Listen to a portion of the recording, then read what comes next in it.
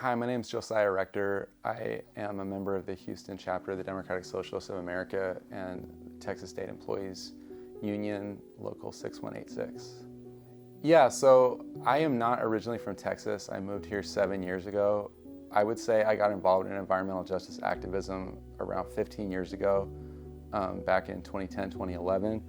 I was living in Detroit, Michigan. I'm originally from the West Coast, but I lived in the Midwest for almost 10 years. And between 2010 and 2016, I lived in the city of Detroit, and I got involved in campaigns around efforts to close a municipal incinerator, as well as fights against the expansion of a Marathon oil refinery in southwest Detroit. But then the really big fight when I was in Detroit, especially between, I would say, 2013 and 2016, was against mass water shutoffs that were happening at the same time as the Flint water crisis. So in Detroit, about 300,000 people, roughly, were forced to live without running water in the 10 years after the 2008 financial crisis. This is a city that is about 80% African American. About 1 in 3 Detroiters live under the federal poverty line. And there were all these people living without running water, developing bacterial infections. And there were mutual aid efforts to distribute aid to people living without water. There were fights at all levels of government, from city council to the state of Michigan. And in fact, activists even contacted the United Nations Human Rights Council. And there was a long fight over water shutoffs. I ended up doing my graduate work and actually writing a book about the environmental justice movement in Detroit based on the research that I did, that sought to place it in a longer historical context, including like struggles of the auto workers, struggles against environmental racism, and the intersectionality between civil rights, labor struggles, and things like housing justice in Southeast Michigan. So I was really introduced to a lot of environmental justice activists and organizations in Michigan, people and groups like the People's Water Board Coalition, East Michigan Environmental Action Council, the Boggs Center. I could go on. And I still have contacts with folks like Michelle Martinez and Brooke Kimbrough in the Michigan Environmental Justice Coalition. And a lot of the issues they're dealing with there are similar to the ones happening here in Texas. So I came down here 7 years ago, and obviously there's a rich history of environmental justice activism, as you all know, not just in Houston, but in the Gulf South in general. And there are a lot of similarities in terms of the issues that communities down here are facing with regard to the petrochemical industry, from cancer clusters and asthma and other public health problems caused by the emissions from these polluting facilities, to food deserts, to lack of public transit, and of course the intensification of climate change caused by greenhouse gas emissions by the very industry that is also poisoning people. And I've had the honor of learning from comrades in DSA, but also folks working with the Bullard Center, people in Air Alliance Houston, Fence Line Watch, and other organizations in this area that have been working on this for many years. And as someone who's not from here, I try to respect the knowledge and the existing coalitions that are already here, and to try to fit in. And I've mostly done that through Houston DSA's Eco-Socialist Working Group, as well as participating in coalition work with other organizations since I came. And I'm happy to talk about that too. Of course, there are all kinds. I mean, anytime you're involved in an environmental justice fight, there is an inequality of power.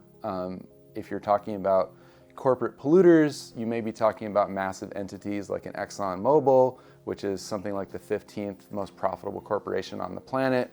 And what are called fence line communities, often in EJ struggles, by definition don't have a lot of resources to go up against these corporations and their lawyers. You're dealing with regulatory agencies that are often bought off and have a revolving door relationship with the industries they're supposedly regulating, and so on.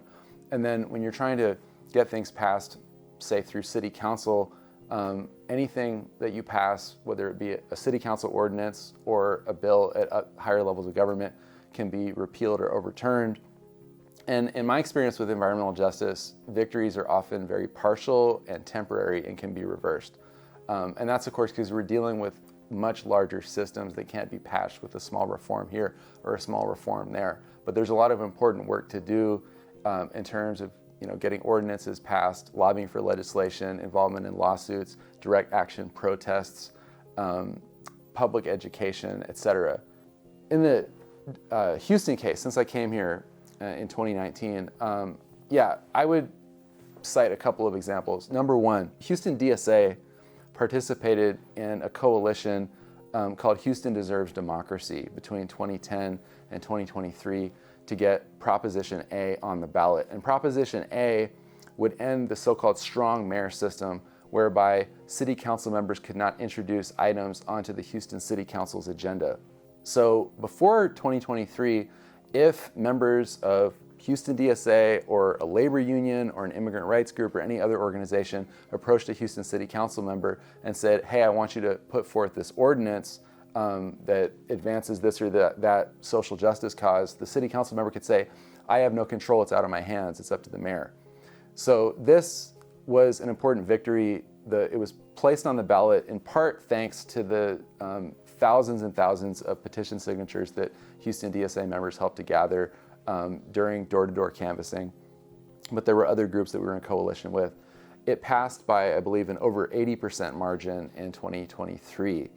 And because of that, 2 weeks ago, the Houston City Council passed an ordinance which would limit the Houston Police Department's collaboration with ICE at traffic stops. And I'm going to talk about how this is related to environmental justice in a second. Now, as you all probably saw, this Wednesday, the Houston City Council gutted that after Governor Abbott threatened to withhold over $100 million in grant funding to the city of Houston for quote-unquote public safety. So the governor predictably brought the hammer down on Houston for passing an ordinance that was the same as ordinance that had been passed in cities like Dallas and Austin. So how is this related to environmental justice? Well, Houston DSA is part of a coalition called the People's Budget Coalition, along with West Street Recovery, Northeast Action Collective, and other organizations, Houston Leads. And basically, we are challenging the completely skewed priorities reflected in Houston's city budget, which is related to the issue of ICE and police abridging or infringing on the civil rights of particularly communities of color in the city of Houston, but also to the underfunding of infrastructure that's relevant for environmental justice issues such as flooding. So just last year, the Houston City Council voted for a budget that would authorize over 60% of the city's general fund going into the police department. The Houston City Council has approved a 5-year contract that spends over $1 billion on the Houston Police Department, which makes the Houston Police Department the highest paid police department by some estimates in the state of Texas.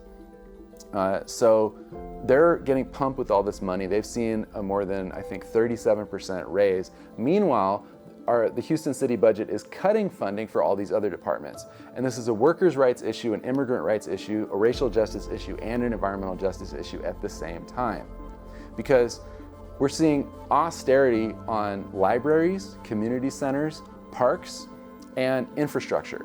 So Houston is not spending enough to properly maintain its flooding infrastructure, even though we know every time there is a hurricane, every time there is a storm, there are thousands upon thousands of homes that lose power and they get flooded, and there are massive public health issues that arise from that, and in general, all sorts of economic calamities and other massive problems that people face as a result of their homes being flooded, their communities being flooded. And the city is not addressing the problem. It's cutting funding for things like stormwater and for proper funding of the city's infrastructure, while pumping all this money into the police department that is collaborating with ICE.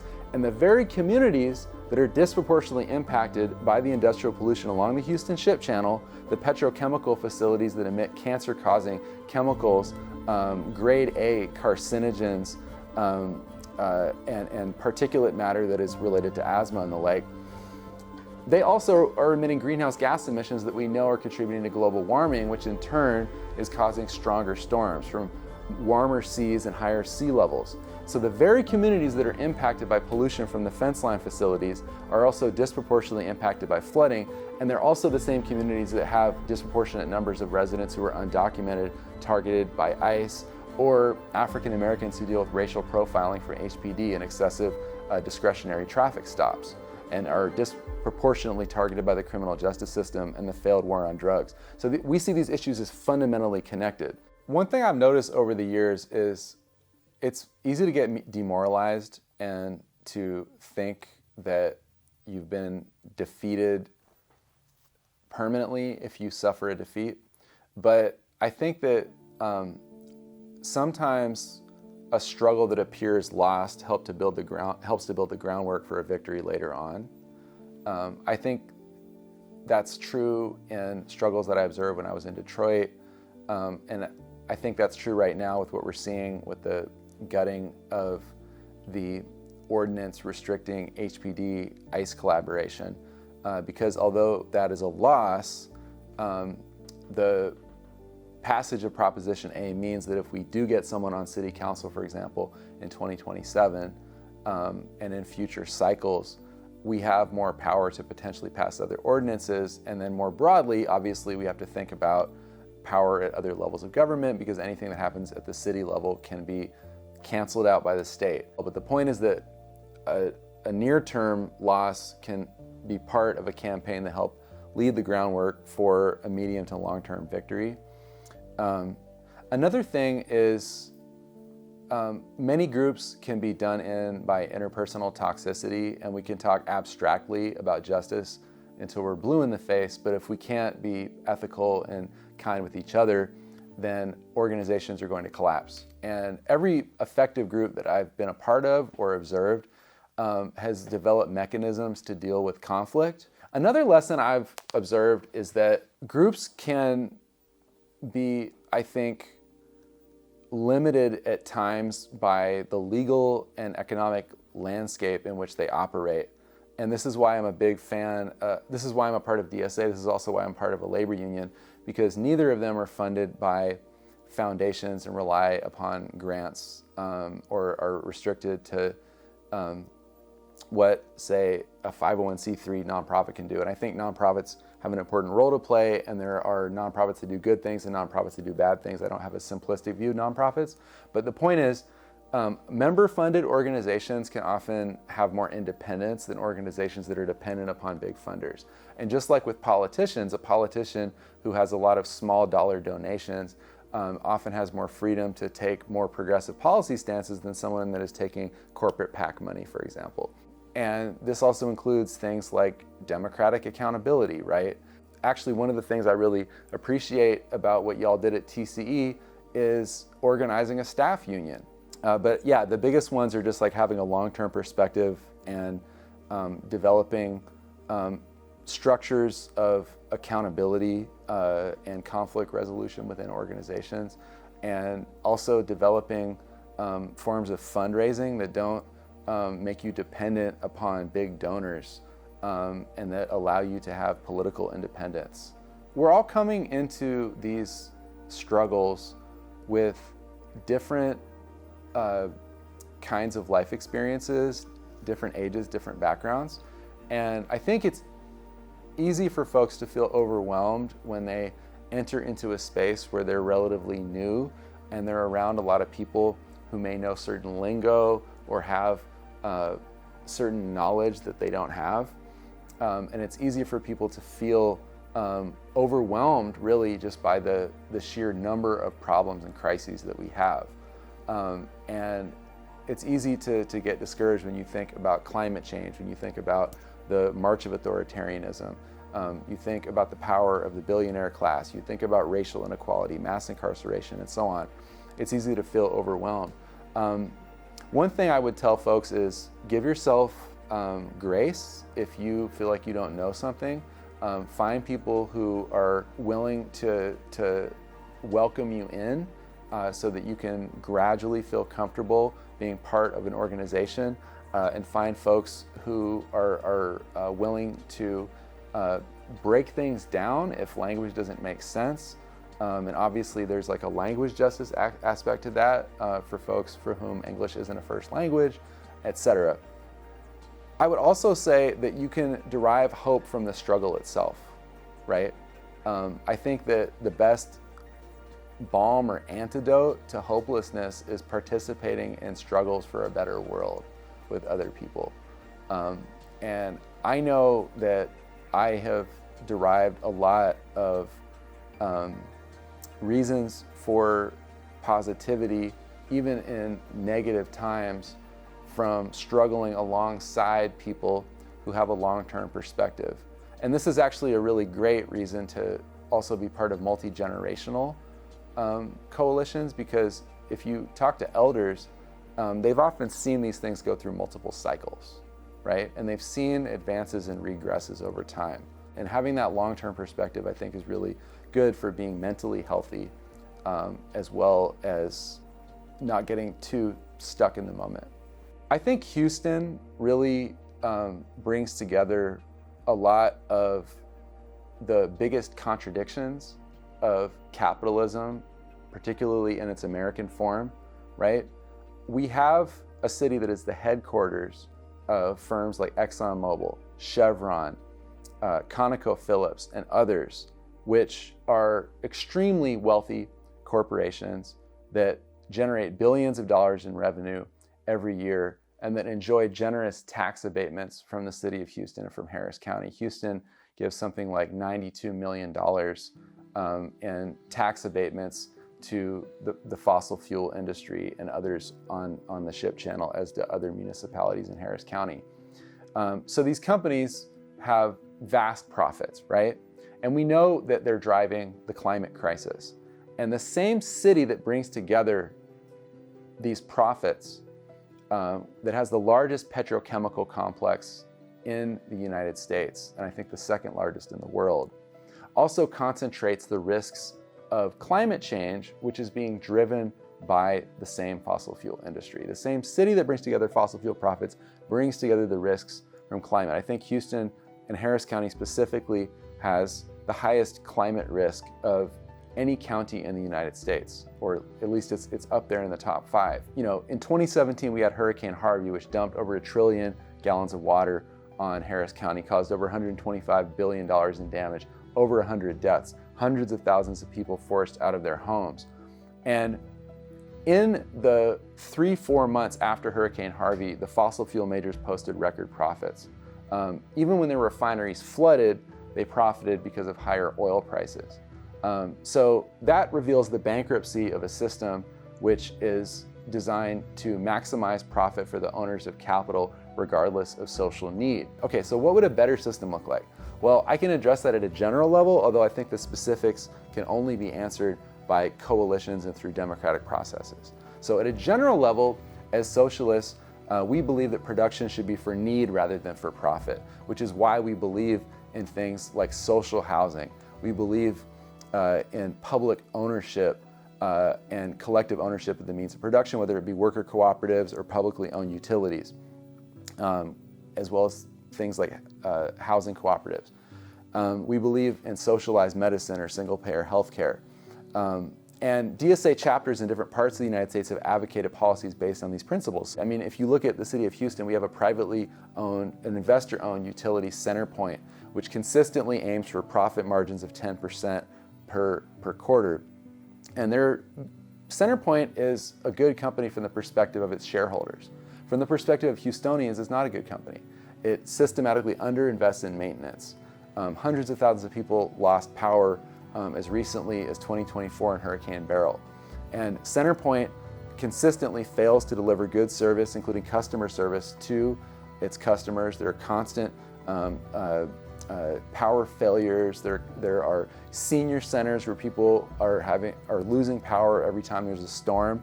But CenterPoint continues to make money for its investors. Well, what if CenterPoint was publicly owned, right? But more broadly, if you look at, for example, different iterations of the Green New Deal coming out of, say, the Roosevelt Institute and other such proposals, they include a federal jobs guarantee. If we had a federal jobs guarantee, that would undercut this jobs versus the environment argument that people make when it comes to coal miners, when it comes to refinery workers, when it comes to chemical plant personnel. And what about the tax base of communities that rely upon these facilities, which of course don't pay their fair share of taxes? Well, the Labor Network for Sustainability and other organizations have called for bridge funding. So these are all things that, like, I think are positive, you know, expanding public ownership of utilities, things like a jobs guarantee. But of course, that's broadly speaking. every community is different, and what this would actually look like in Houston needs to be done in a democratic way, which is what the People's Budget Coalition is aiming for. Because whatever I say as someone who's not from Houston, what really matters is what do people want in 5th Ward? What do they want in 3rd Ward? What do people want in Harrisburg, Manchester? And people are going to have different priorities about what they want in their communities. Some people might be more focused on improving parks or having a senior center built or having athletic fields. There may be a different conversation about jobs depending on the actual employment mix of a particular neighborhood or census tract. So there need to be actually democratic processes, and people need to be brought into this process. So what would it mean for all the people in Harris County to actually to be able to participate in decisions that affect their lives, whether it's the city council or it's the TCEQ, etc. We know that we don't want Houston to be a metro area with the highest greenhouse gas emissions in America. We don't want it to be a metro area where 1 in 5 people lives in poverty, 1 in 5 people is uninsured, where we have cancer clusters along the Ship Channel as well as in 5th Ward near Union Pacific's toxic waste dump, and where communities of color are disproportionately impacted by air pollution, which is disproportionately generated by affluent whites who live often in suburban areas or wealthy parts of the city, etc. So we know what we don't want, and we know broadly speaking what we do want, but the specifics are going to have to emerge from a democratic process.